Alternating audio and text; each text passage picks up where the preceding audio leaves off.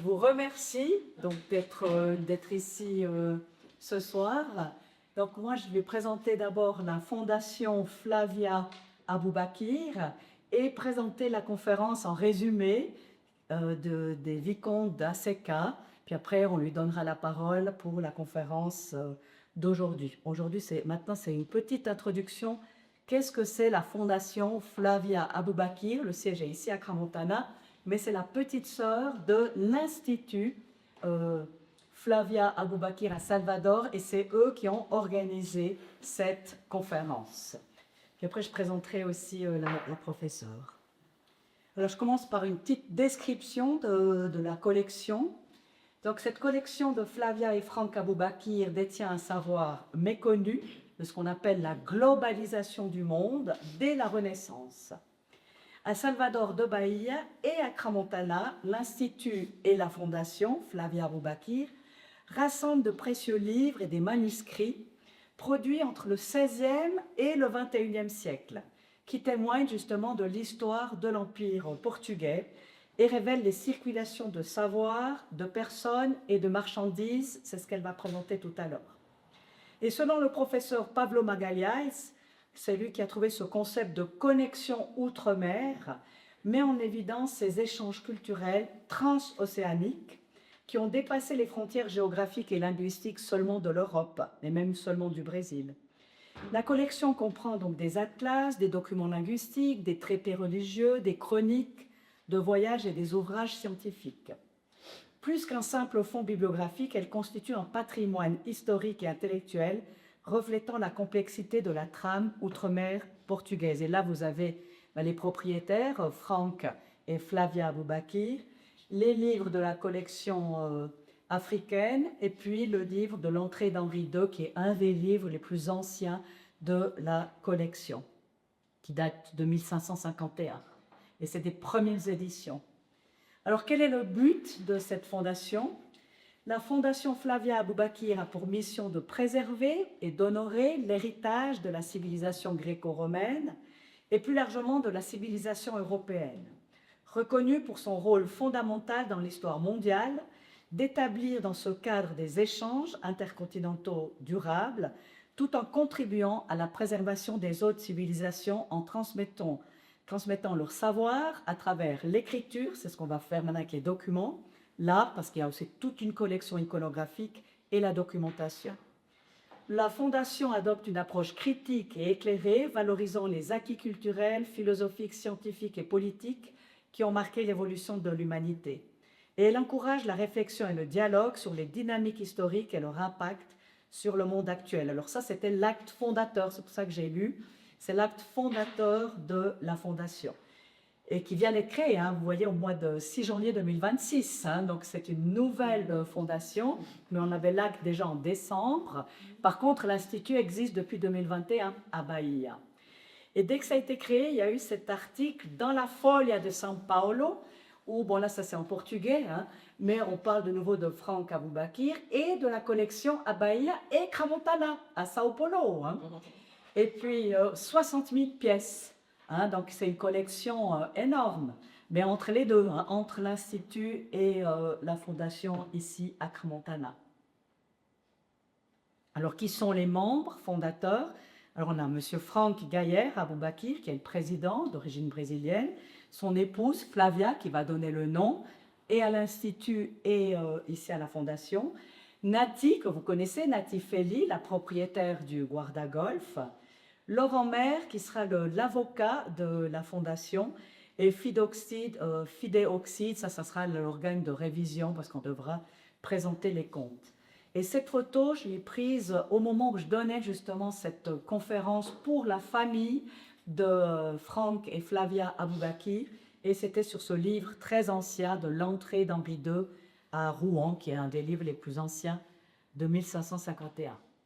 Puis je vous montre aussi l'autre livre, parce que Flavia, maintenant, elle est connue parce qu'elle fait ce livre aussi sur les boules d'escalier. Alors là, c'est encore des photos pour que vous voyez un peu les gens qui étaient là. C'était un peu au moment de la fondation, quand on a créé cette fondation avec Franck, avec Nati, la famille aussi, les filles aussi de de Franck Aboubakir, et puis Flavia, avec aussi une dame, Maria Bras, qui est très connue aussi dans la mode. Donc c'était vraiment tous des gens qui étaient ici au Guarda Golf et puis qui ont assisté à ma conférence. Alors l'équipe, alors moi, donc, je dois me présenter puisque j'ai l'honneur de diriger cette fondation. Donc je suis historienne et docteur en histoire de l'art, auteur de plusieurs livres sur Crans-Montana, mais aussi sur le Brésil. C'est ça, cette connexion entre les deux. Donc j'avais fait ma thèse sur l'histoire culturelle de Crans-Montana, mais aussi le livre du diamant au tabac, une première industrialisation suisse au Brésil. Et c'est grâce à ce livre que j'ai pu rentrer en contact avec d'abord Angela Ferreira, qui est la directrice de l'Institut à Bahia, puis Franck Aboubakir, qui j'ai rencontré après à Crans-Montana, mais j'ai d'abord commencé par Bahia, qui était une rencontre assez extraordinaire. Alors voilà que Martin, qui vient d'entrer maintenant aussi, Martin Bagnou, qui est aussi historien, qui travaillait sur les tremblements de terre, mais maintenant qui travaille aussi sur les barrages, sur l'hydroélectricité, et qui va aussi m'aider pour cataloguer tous ces livres, pour les inventorier, parce que la collection, on n'a pas les 60 000 pièces ici, hein, mais on a des livres rares de première main et des manuscrits que vous allez voir après, hein, après cette conférence. Alors, où se trouve la collection? La collection est conservée non pas au Guarda Golf, mais à côté du Guarda Golf, où j'avais donné cette conférence autour de Auguste Frédéric de Meuron et les images de la fabrique de tabac, parce que ces images sont justement conservées à l'Institut à Bahia. C'est ça qui est extraordinaire. Donc, je parle des Neuchâtelois dans mon livre et je trouve des photos dans l'Institut à Bahia, et c'est tout ça, après maintenant, qui est dans mon livre, mais que je continue de développer avec cette riche collection. Et là, j'avais présenté pour les musées brésiliens, mais c'était au Guarda Golf.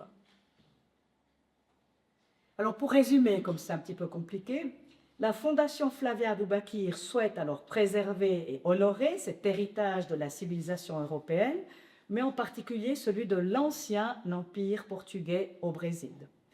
Elle valorise les acquis culturels qui ont marqué l'humanité et encourage les chercheurs à venir étudier ces archives et manuscrits rares et presque uniques au monde et qui sont tous digitalisés gratuitement, d'où on a l'honneur d'avoir Alicia Doualos qui est venue justement étudier ces manuscrits. Mais elle les avait déjà aussi étudiés au Brésil puisqu'ils sont digitalisés. Et puis, et maintenant, le projet de la Fondation, c'est de construire une bibliothèque à Crans-Montana pour conserver cette mémoire inestimable. Et là, vous avez le premier livre de la collection qui avait été acheté par M. Aboubakir. Ce premier des 8 livres sur l'histoire des voyages portugais, de découverte et des conquêtes militaires en Inde. Il a été écrit par Fernand Lopes Castaneda, vous voyez vers 1500, donc on parle de livre du XVIe siècle, originaire de Santarém au nord de Lisbonne. Et quand il était jeune, il accompagne son père à Goa, en Inde, entre 1528 et 38, et c'est là qu'il a toute cette connaissance sur l'histoire de l'Empire portugais, et notamment il va commencer son premier livre avec l'histoire du voyage de Vasco de Gama, ce qu'on étudie à l'école. Mais là, c'est des documents de première main parce qu'il a observé la population, et puis son père qui travaillait là comme avocat. Et ce premier livre, qui a été acheté par Franck Aboubakir, il écrit depuis Crans-Montana pour ses filles, Sissi et Nina, le 19 août 2023, et il explique comment Pablo Magalhães, qui est aussi un historien et professeur à l'université de Bahia, lui a donné cette idée de développer sa collection vers l'Empire portugais, outre-mer, donc aussi vers l'Afrique, jusqu'en Chine, et il a accepté avec honneur. Et donc c'est un peu l'acte fondateur de la fondation à Crans-Montana. À l'Institut, il avait aussi déjà cet héritage aussi de ses grands-parents. Alors le travail que nous avons déjà effectué, alors j'ai essayé de restaurer par exemple ce grand panorama de Rio, on voit le travail avant-après, c'est un énorme panorama de 5 mètres, on avait aussi exposé au Guarda Golf, une fois non restauré, puis après restauré. Donc je ne vais pas le développer ici. On restaure aussi les livres anciens qu'il achète, donc pour justement préserver la mémoire. Les cartes aussi, on garde toujours, vraiment là c'est des daguerréotypes. Cette carte aussi, on a mis un cadre, et cette carte, elle était tellement prestigieuse que l'Institut Aboubakir l'a prêté pour le musée naval de Madrid. Et là, il y avait le roi, l'ambassadeur, que pour accueillir cette carte, tellement qu'elle est prestigieuse, parce que c'est aussi une des plus anciennes cartes des Hollandais au Brésil. Alors maintenant, j'introduis la conférence de la professeure Alicia Doualoz. Alors là, vous voyez un des premiers parchemins qui a été digitalisé. Elle va l'expliquer tout à l'heure. Et vous voyez aussi sur la photo Audrey Piguet, c'est la photographe qui vient exprès pour digitaliser tous ces livres parce que justement, on ne les prête pas. Mais aujourd'hui, vous aurez la chance de voir quelques manuscrits. Ça sera la surprise. Alors voilà, ça c'était pour l'invitation, hein, l'invitation pour aujourd'hui et puis celle de demain. Alors Alicia Doualoz est professeure à l'université de Bahia, mais elle travaille aussi aux Archives nationales à Bahia, à Rio, puis là elle vient de donner aussi des conférences à Paris, aussi aux Archives nationales, à la Sorbonne. En fait, c'est une pointure mondiale. C'est vrai, donc elle sait lire tous les documents. Et puis moi, elle est venue un petit peu me former pour un petit peu, hein, donc c'est connaître les documents, lire les papiers, lire les écritures, mais c'est ce qu'elle vous expliquera aussi après. Alors voilà, les documents qu'on a digitalisés, mais je ne vais pas les lire maintenant. Alors, qu'est-ce que c'est ce glossaire de Borador, hein, des lettres, ce projet de lettres pour l'Inde? Et la liste du chargement du navire qui avait emmené Juankore Odessa en Inde en 1672. Mais ça, c'est les documents d'origine. Alors, pour comprendre un peu, cet objectif, c'était maintenant pourquoi elle est venue étudier ici, c'est de publier un livre électronique contenant toute l'édition semi-diplomatique de ce codex, qui est donc un manuscrit, comprenant la transcription intégrale et fidèle des textes, accompagnée d'études codicologiques, vous voyez, c'est même des mots difficiles pour nous en français, hein, analyse matérielle du volume, paléographique, analyse aussi les différents styles, c'est ce qu'elle a montré juste maintenant, calligraphique, et des particularités des mains qui les ont produits. Linguistique, donc c'est tout un vocabulaire aussi spécifique et historique, où elle va tout recontextualiser le volume au sein du fonds documentaire justement de la Fondation, et recontextualiser aussi les personnages historiques, parce qu'elle trouve toute la liste des noms, c'est un petit peu ce qu'on a regardé aujourd'hui. Alors, à propos de l'objet étudié, ce qu'on appelle le Borador, c'est un cahier, vous allez le voir après, qui est destiné à recueillir des brouillons, en fait, hein, des brouillons de manuscrits, les documents, qui n'ont pas encore été officialisés. C'est pour ça que c'est vraiment quelque chose d'exceptionnel. Et ce type de document était utilisé dans la production écrite, en particulier dans les institutions qui exigeaient une organisation administrative complexe, parce que c'était quand même des lettres aussi avec le roi et les capitaines des bateaux, par exemple. S'agissant de versions préliminaires et de textes destinés à une version finale, ils étaient généralement jetés, ce qui explique que peu de ces témoignages aient survécu jusqu'à nos jours et puis sont dans cette fameuse boîte que vous allez voir après. Comme il s'agit de documents à usage interne, ils comportent des fois des erreurs, des corrections et des ajouts, ainsi qu'une variété intéressante d'informations, formulées dans un vocabulaire qui leur est propre. Le brouillon de lettres pour l'Inde et la liste de chargement qui emmène Juankore Odessa en Inde en 1672, c'est ce codex, manuscrit d'aspect rudimentaire, maintenant on peut déjà faire une image mentale, vous allez le voir après, conservé dans les boîtes de fond ici, de la maison des vicomtes d'Aseca, qui est une des familles fondatrices de la ville de Rio de Janeiro, et qui sont maintenant conservées ici, dans le fond, et dont je m'occupe. C'est pour ça que je suis très fière de vous présenter ce fond. Il contient 306 feuillets, mais qu'une boîte. Il y en a 24 boîtes comme ça, hein. On n'en a amené qu'une.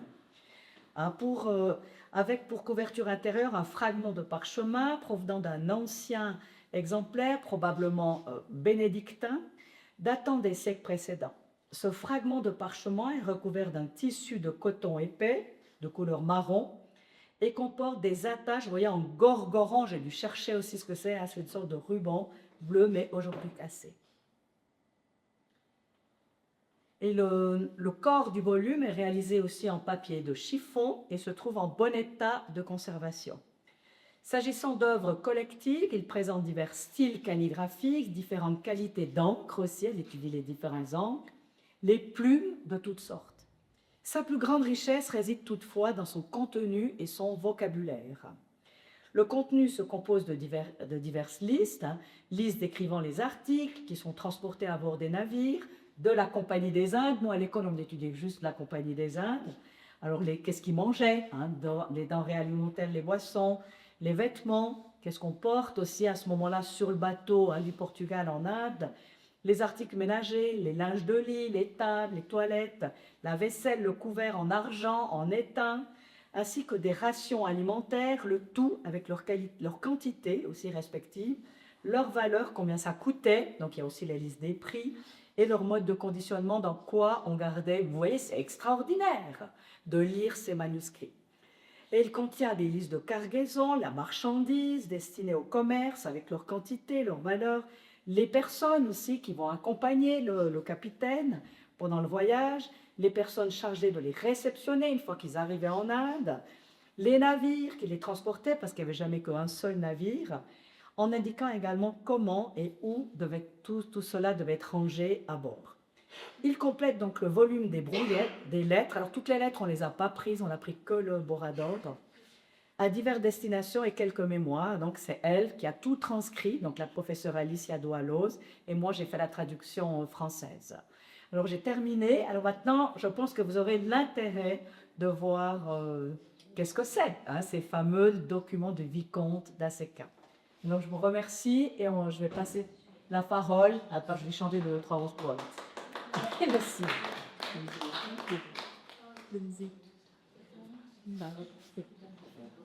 Je remercie pour l'invitation, pour être ici avec vous. C'est un plaisir.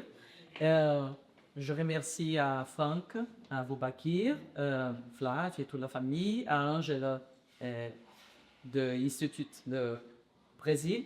Et maintenant, il y a Sylvie qui m'accompagne. Fantastique. Merci, merci, merci. Bon, aussi merci, parce que elle m'apporte énormément. Bien. Sylvie déjà fait un abordage préliminaire. C'est bien meilleur parler le français que moi, de mon français, mais je me déroule, comme je dis déjà.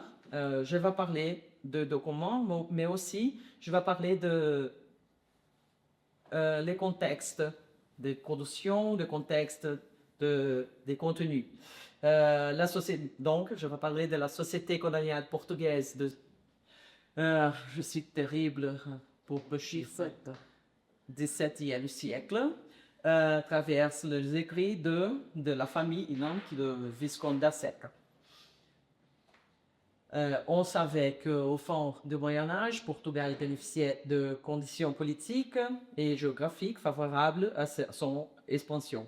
Quelles sont les conditions? Les placements stratégiques dans l'Atlantique, développement des connaissances nautiques et intérêts économiques liés aux routes d'épices. Avec l'occupation, la domination, l'établissement de comptoirs commerciaux, de forteresses et de territoires en Afrique, en Asie et en Amérique du XVIe siècle, Portugal bâtit un vaste empire maritime fondé principalement sur le commerce. En Afrique, Portugal conquiert Ceuta et celui devient le premier point stratégique hors Europe, avec l'objectif principal de contrôler le commerce de l'or, de l'ivoire et les esclaves, et explorer les routes maritimes les longues des côtés africains. En Asie, Portugais conquiert Goa en 1510, c'est-à-dire devient le centre de le domaine portugais en Asie. L'objectif principal est de contrôler le commerce des épis et la route maritime de l'océan Indien. Et en Amérique, la découverte du Brésil, c'est avant, mais la colonisation effective à partir de 1530. Mise en place la production de sucre en spécial, la définition territoriale par le traité de Tordesillas, c'est divisé, le Portugal, le territoire pour Portugal et Espagne. La caractéristique principale des conquêtes portugaises du XVIe siècle, c'est la colonisation fondée sur extraction et exploration. C'est pas pour c'est seulement pour extraire. L'empire maritime et commercial reposait davantage sur des ports stratégiques que sur des avantages territoriaux en terre. Forte présence navale, constitution de réseaux commerciaux et commerciaux mondiaux. Goa pour Portugal, quelle est l'importance? Goa devient le centre administratif de l'empire portugais en Asie, un foyer d'évangélisation chrétienne, notamment grâce à jésuites, comme vous savez, un comptoir commercial et stratégique entre l'Europe et l'Orient et un symbole de puissance portugaise dans l'océan Indien. La noblesse d'outre-mer désigne les noms, l'expression noblesse d'outre-mer désigne l'élite qui vivant et travaillant dans les colonnes, notamment Brésil, Afrique et Asie. Elle comprenait le gouvernateur et administrateur colonial, les grands propriétaires terriens, les personnes militaires de haut rang, des familles influentes. Cette personne n'était pas noble d'origine, mais ça reçut de la couronne pour les titres pour son corps. La famille Correia de Sá, la famille de le Visconde da Seca, sont deux familles très importantes par l'histoire de Brésil. Mãe de Sá, c'est le troisième gouverneur général du Brésil. Estácio de Sá, c'est le fondateur de Rio de Janeiro, où j'habite maintenant. Salvador Correia de Sá, c'est le Visconde da Seca, c'est le premier, c'est le gouverneur de Rio de Janeiro aussi. Et Salvador Correia de Sá et Benevides, c'est lui que on parle. Un des membres plus influents au XVIIe siècle. La famille Correia de Sá a joué un rôle politique et militaire majeur en Amérique portugaise, notamment région de Rio de Janeiro. Elle compte également cette famille occupe la plus souvent la fonction de gouverneur général de la capitainerie. 6 membres de famille sont gouverneurs, c'était gouverneurs de Brésil. Elle compte également au minimum de 12 propriétaires de moulins de sucre. Ils sont vraiment riches et influentes. Les Visconde da Seca. Martin Correia de Sá et Benevides, fils de Salvador Correia de Sá et Benevides, reçut le titre de Visconde da Seca et après, pour la famille, maintient. Les Visconde da Seca deviennent également grands propriétaires fonciers des autorités politiques à forte influence locale. À la cour de Lisbonne, les Visconde da Seca incarnaient la consolidation de la noblesse d'outre-mer. À une époque où la monarchie portugaise dépendait vraiment de revenus coloniaux, de commerce atlantique et du soutien militaire des élites établies outre-mer. Goa était la capitale de l'État des Indes et le cœur de l'empire portugais dans l'océan Indien. Bien les puissantes Visconde da Seca n'y exerçaient pas le gouvernement direct de Goa. Les histoires est et Intimement. intimement liée à celle de la colonne portugaise. La collection de la maison, on appelle la collection de la maison de Visconde da Seca, il y a quelques années, l'Institut et maintenant la Fondation a acquis le manuscrit auprès du service d'état civil de la maison de Visconde da Seca, la famille Correia de Sá et Benevides. Il s'agit de documents, comme Sylvie a déjà parlé, provenant de différents membres de famille datant du XVIIe jusqu'à XXe siècle, qui sont écrits à partir du Brésil, de Portugal et de Indie. Ce sont des documents personnels et aussi administratifs. Ils sont accommodados, guardados. Ils sont gardés dans cette boîte. Il y a combien? 24 boîtes comme ça, plein de manuscrits très importants et très organisés pendant 300 quelque chose années.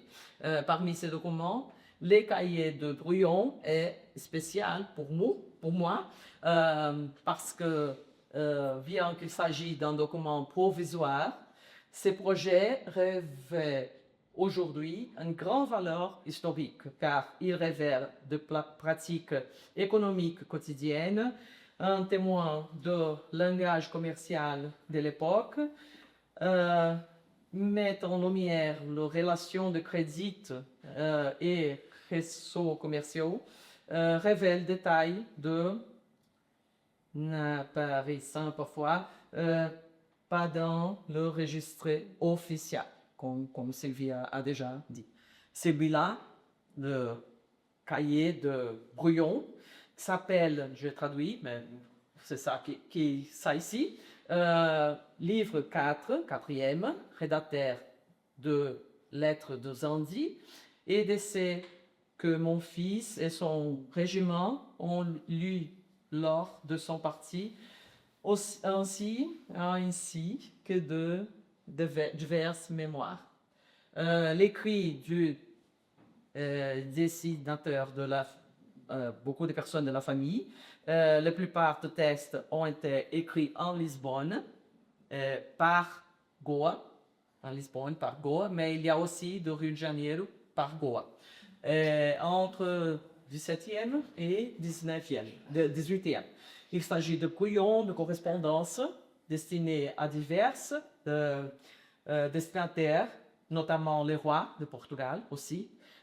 Il donne des conseils, par exemple. Beaucoup de personnes de la famille qui écrivent dans cette brouillon écrivent directement à les rois et donnent des conseils, par exemple, de construire une école pour les nobles, pour construire une école pour la navigation. Hein. Ce sont des conseils probablement bien écoutés pour le roi.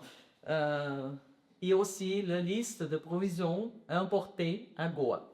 Par exemple, épicerie. On peut voir, par exemple, quels sont les aliments, le denrées d'aliments solides. Il envoie des animaux vivants, de viande, de forme, de morceaux, des saucisses, de quels animaux, de quelle partie des animaux il se fait, fruits et légumes conservés, sucrés et salés, liquides aussi, quel type de manière, tabac brûlé, tabac encore, vêtements, il décrit de linge de lit, de linge de table, de linge de serviettes, de banc, précise avec précision entre ceux destinés, c'est pour utiliser dans le voyage ou après le voyage. Quels sont les articles, les types de tissus, la fonction de chaque article, liste de pièces avec la justification qui ont été envoyées. Par exemple, il envoie aussi de licences, de documents importants pour le fils qui était là, des licences, des lettres patentes, qu'est-ce que ça s'appelle? Lettres patentes? Des autorisations. Autorisations et correspondance aussi. Il explique comment les articles ont transporté, par exemple, c'est les liquides solides. Il utilise tous les noms de récipients, c'est très intéressant pour nous, pour savoir comment faire le transport, décrit la quantité et les valeurs de chaque item. Sylvie a déjà dit. Il parle toujours de les bateaux, de le navire qui fait la carrière de l'Inde, comme on appelle. Et dit que le navire sorte pendant les moissons. Et un vento. Pendant la moisson, as moissons, on parle en portugais. Et en plus de contenir le plan d'Ampère, parce que c'est un document d'utilisation personnelle, on lit dans quelques pages. J'étais un bon père, j'avais 4 enfants, 3 sont décédés. Il me reste le pire, un gras en eau dépensé et qui ne tenait aucun compte des conseils d'un père qui avait tant fait pour ses enfants. C'est la vie. Et hors de ce document, nous avons aussi une surprise que Sylvie a déjà parlé. Il est la couverture, c'est un parchemin extrait d'un siphonnaire, probablement un siphonnaire de office, comme ça et comme ça, de l'office du vin. Vous attendez quelques minutes parce que je veux les mots, le faire écouter quelque chose. Excusez-moi, je parais aussi mis dans le...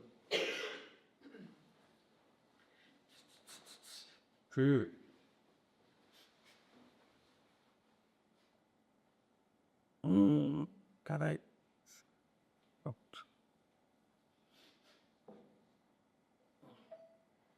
Ascoltare Una parecchia, nothing else sì. ascoltare della luce. C'est ça. C'est quand même génial. C'est joli. Ok. Pour donner l'accès à toute cette mine d'informations, nous préparons une série éditoriale intitulée Cartório da Casa dos Viscondes de Jaseca. Le volume 1 a probablement sorti à cette année. Il contient les projets que Sylvie a déjà parlé, la publication de tout le texte, le contexte historique, un index de le nom et un glossaire pour comprendre cet vocabulaire dans ces contextes. Et je me remercie à vous. Attendre la publication, je remercie à vous et à l'Institut, la Sylvie et Ange de la Franck et tout. Merci, c'est... Excusez-moi pour mon français, c'est parce que je ça ne va parle bien, c'était il y a beaucoup de temps. Avec l'écrit, ça allait, là. Oui, ça va très bien. Et Et la surprise, c'est qu'on l'a sorti. Vamos C'est quel monstre? ligar. Vamos? C'est peut-être regarder le document parce qu'on l'a sorti exceptionnellement, alors que Avec normalement... l'autorisation de le chef. Oui, on a eu l'autorisation de le sortir. La boîte, il y a d'autres documents aussi, mais pour venir, on a apporté seulement le... Oui, on a enlevé côté lettres. Bon, de toute façon, c'est dit donc, Franck. Sinon, il est plein, il a aussi plein de lettres. Mais vous pouvez dire où il est, regardez. Parce que c'est quand même toujours un peu, une fois que vous avez vu le... Tadam!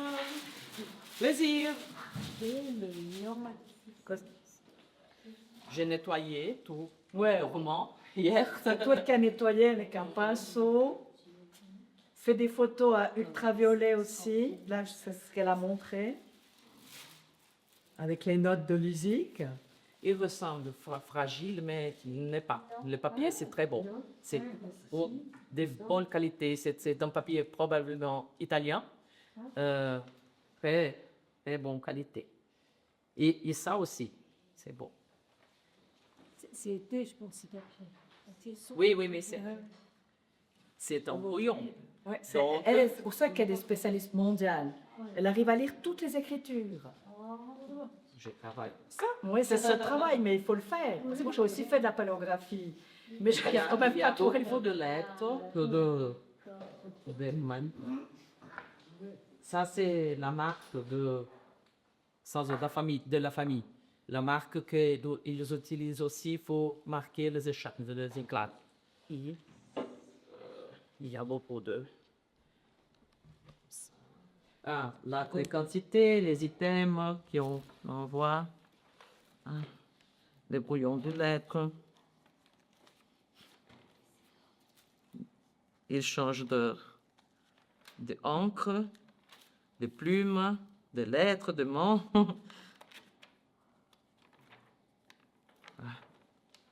Parece que eu só estou pegando as páginas em branco. Ah, Ça, c'est bon. Il y a aussi de feuilles coupées, normales de ce type de document, cette qualité. pour dizer o barulho também. Ah, j'adore. Aujourd'hui, Noyer, elle nous avait même dit qu'elle aimait écouter le bruit du papier. La qualité de papier, on écoute aussi. C'est On sente, on voit et on écoute. C'est impressionnant. Les bons papiers, on peut faire comme ça, on peut faire comme ça, on peut faire comme ça. Et il y a aussi la marque d'eau de papier. Vous pouvez voir. C'est pour ça que je sais d'où vient le papier. Le papier vient d'Italie. Il y a aussi des banques de données des marques d'eau pour savoir l'origine du papier. Il y a des beaux lettres. Il y a lettres, non est lettres. Comment qu'elle est? les écritures. L'écriture. Il y a de beaux écritures. Il y a des pas beaux. C'est quoi la pas beau? Ah, je estou procurando.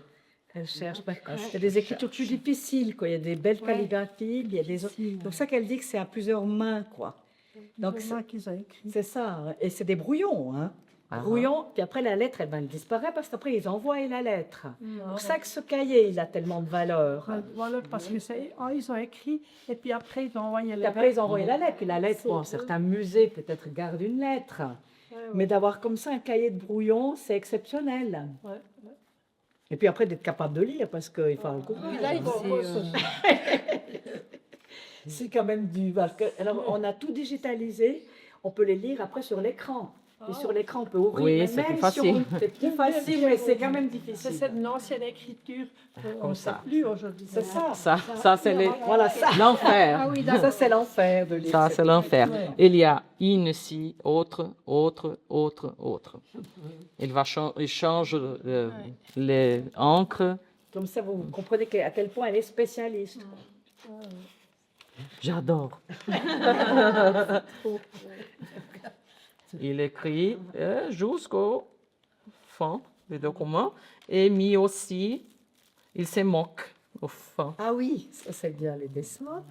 Oui, de quelques personnes qu'on ne sait pas qui, mais probablement c'est le monsieur Rodrigo. Rodrigo quê? Rodrigo Pour les Forjas. dessins. Forjas, probablement.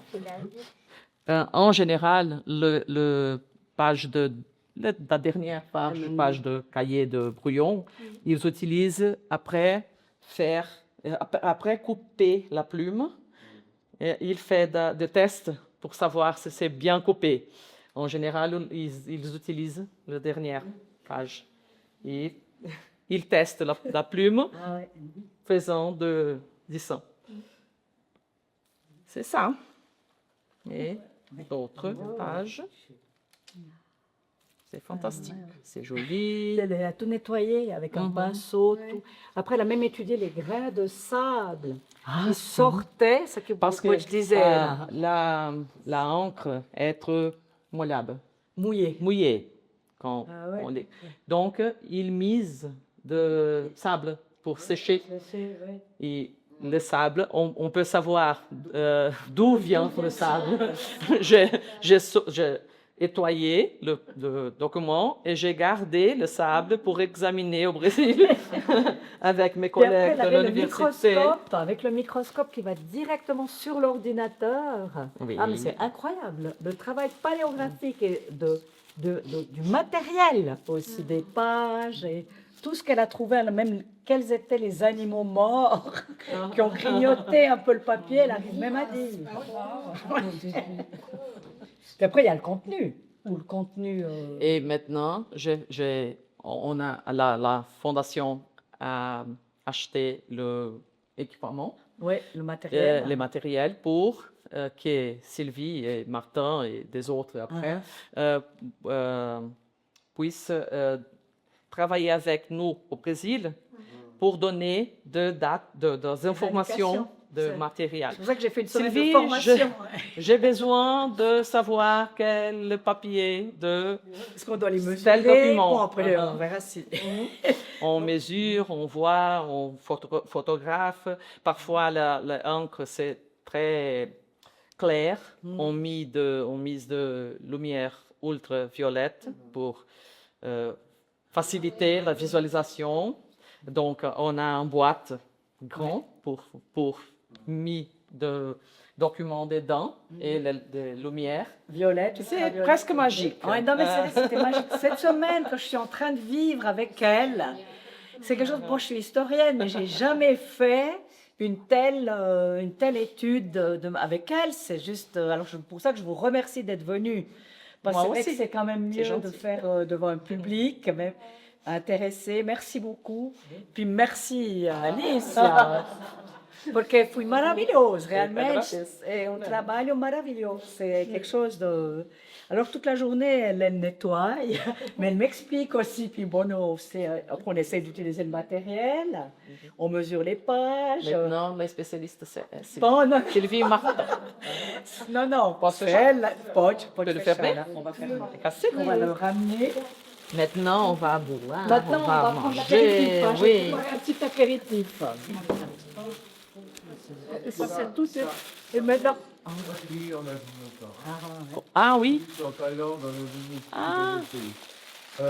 les Taxisais sont très présents en Thaïlande. Oui. Après, bon, pareil, les groupes, et puis ces dernières, il y a quoi qu'on en manait, j'ai mis en question. Tu pars du Portugal, tu passes par l'Afrique du Sud. Oui. Donc ça prend des semaines, des mois. Comment tu fais? T'envoies une lettre, tu as besoin d'argent. Comment au départ, tu arrives là-bas, comment tu prépares ta conquête, Et ça a dû se passer sur des périodes très longues. Et en même temps, le Portugal était très présent en Thaïlande. Ils n'ont jamais réussi à rentrer comme ils sont rentrés à Goa, mais ils sont toujours là aujourd'hui. Et toute la pâtisserie, par exemple, thaïlandaise est basée sur la pâtisserie portugaise. Ouais. C'est encore le mieux, hein. Ils sont dit là, ils ont laissé une face. Et il y avait un comptoir très important, notamment à Bangkok et ailleurs, Et j'étais assez proche de l'ambassadeur portugais qui était à côté de tel. Et on avait des contacts assez fréquents. Et en fait, c'était extraordinaire. Le monde qui s'ouvre et Fiata, il y a une histoire du Brésil. Il y a quelqu'un qui s'est fait arrêter, qui était ministre. Ils avaient été gens, et c'était des histoires de fous. Mais ces gens ont vécu sur des périodes très longues, des histoires absolument incroyables. Oui, oui. Mais c'est pour ça de lire, parce qu'on n'a pas amené les lettres, mais il y a toutes les lettres avec une larme. Si n'importe quelle lettre, elle a reconnu qu'il y avait une larme qui coulait. Imagine qu'il y avait les Portugais qui étaient là, en Thaïlande, les Portugais, il y avait les Français, les Anglais étaient aussi, il y avait les Hollandais qui sont arrivés en Venezuela, Mais tous ces gens, ils devaient se battre, 17 heures, c'était terrible entre eux. Ah ouais, aussi pour Bien s'installer, sûr, les bien sûr. comptoirs. Ouais, ouais. Les convois de retour d'aller sous protection, là, ça a dû être des choses invraisemblables. C'est fantastique. Et la collection a de documents de toutes les conquêtes. C'est une collection foquée et bien pensée Ouais. très riche, c'est fantastique. Il y a des documents pour beaucoup de vies, C'est ça, pour tous de les générations. Oui. C'est ça, on espère qu'il y a des autres chercheurs qui viennent les étudier, parce que ça, c'est qu'un document. Il faut vous imaginer que c'est plein de lettres. Et sur ce document, je travaille avec mes élèves. Donc, il y a 5 personnes qui travaillent avec moi. Quand je regardais le marque d'eau de papier, j'envoie l'image pour Brésil. Je dis, je donne un gâteau pour quelqu'un qui localisé le fabricant de marque. 5 minutes après, C'est vrai, on a déjà envoyé. D'ailleurs, sur Instagram, tout le monde la suit. grâce Elle est à, très grâce à populaire Alain au pour Brésil. À partir de quel moment, est-ce qu'on avait du papier qui durait comme ce papier c'était là? Ah, Parce que tous les papiers d'avant, ils ont disparu. oui, oui, oui. De 14 jusqu'à 18,